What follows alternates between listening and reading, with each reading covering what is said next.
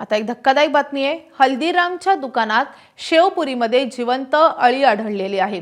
मुंबईच्या मालाडमधला हा धक्कादायक प्रकार आहे।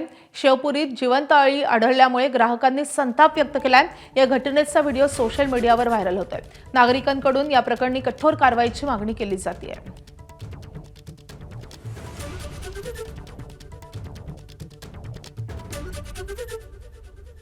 तर मालाडमधील हल्दीरामच्या दुकानातला हा गंभीर प्रकार आहे।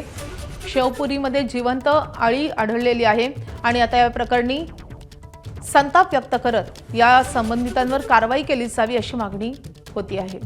हा व्हिडिओ सध्या सोशल मीडियावर व्हायरल होतोय। एबीपी माझा, उघडा डोळे बघा नीट।